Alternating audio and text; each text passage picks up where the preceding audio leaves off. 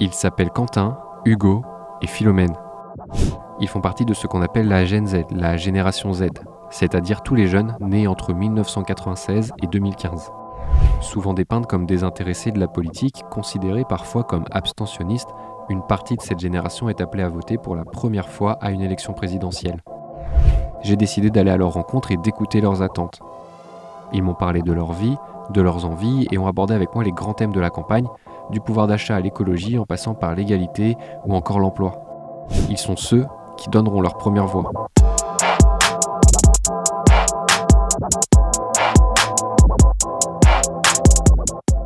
D'après la direction du Trésor public, le pouvoir d'achat des ménages devrait augmenter de 8% durant le quinquennat d'Emmanuel Macron.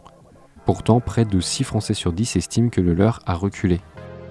Explosion du coût des carburants, accélération de l'inflation, pénurie des denrées essentielles ou baisse des aides personnelles au logement. Ces dernières années, et notamment depuis la pandémie, ces évolutions impactant directement le niveau de vie sont flagrantes. Et les jeunes en sont les premières victimes. Je suis allé voir comment ils vivaient et j'ai parlé avec eux de leur train de vie. Philomène a 19 ans.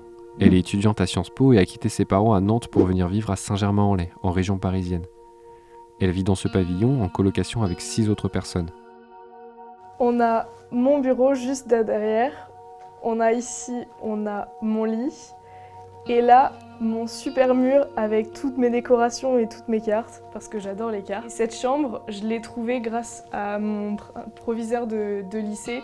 Il m'avait conseillé un site où je pouvais trouver des super chambres. Par mois, elle a un budget de 800 €, dont 100 € de bourse. 460 € dans son logement, 100 € dans les transports et le reste divisé entre ses courses et ses loisirs.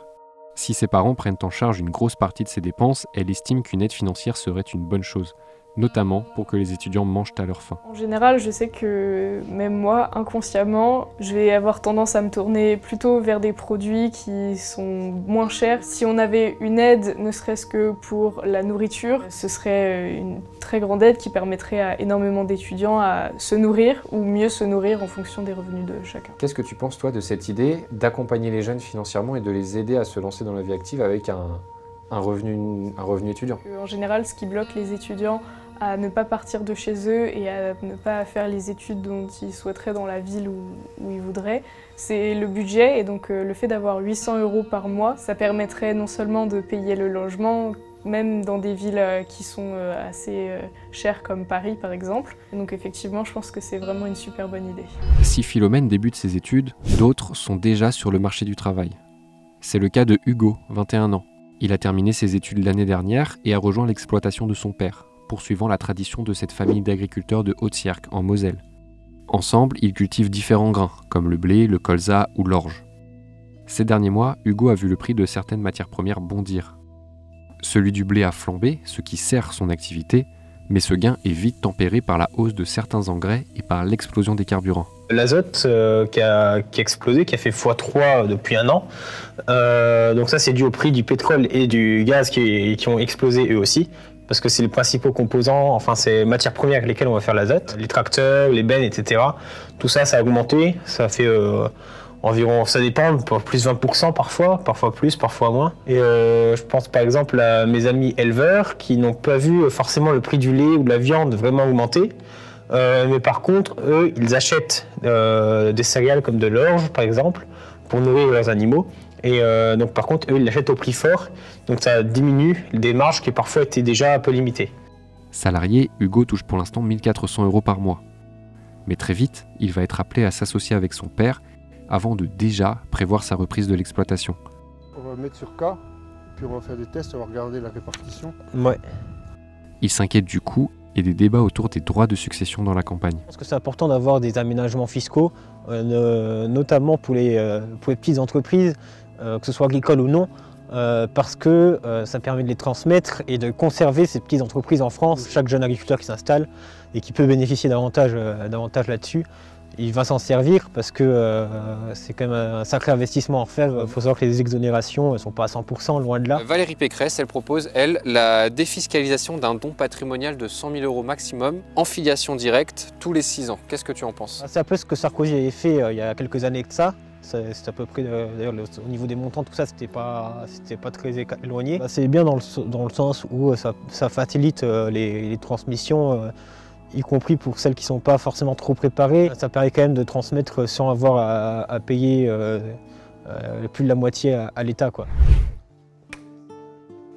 La vie de Quentin, elle, est déjà bien différente. À 23 ans, cet autodidacte originaire de Bretagne, qui a seulement le brevet en poche, est entrepreneur. Il dirige 4 sociétés, principalement de rénovation énergétique, dans lesquelles ses employés ont en moyenne 25 ans. Donc les gars, ils partent à la semaine, donc ils prennent le matériel qu'il faut à la semaine, avec les outils qu'il faut, les échelles, etc. Et chaque vendredi, ils reviennent avec, pour déremplir le camion et ranger le dépôt. Le dépôt, il sert à stocker, pour pas être en flux tendu, et toujours avoir du matériel pour pouvoir installer à la dernière minute. La question n'est plus vraiment de voir comment lui vit, mais plutôt ce qu'il fait et ce qu'il souhaiterait voir mis en place pour aider le pouvoir d'achat de ses salariés. Et il pense à une chose en particulier.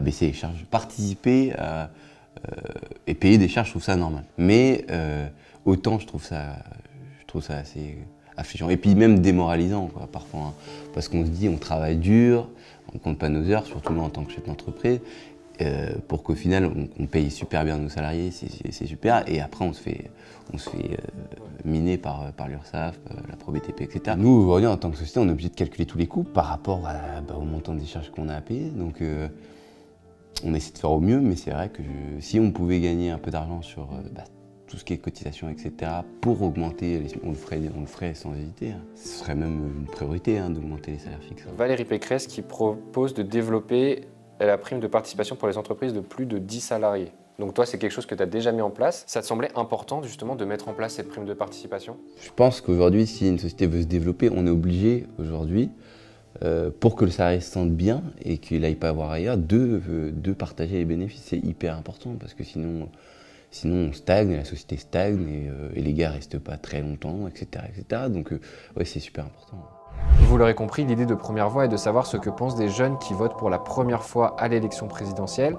C'est pour ça que j'ai suivi pendant plusieurs mois Philomène, Hugo et Quentin. Ce premier épisode était consacré au pouvoir d'achat. Rendez-vous la semaine prochaine pour découvrir celui sur l'éco-anxiété, la transition climatique et la place de l'écologie dans la campagne.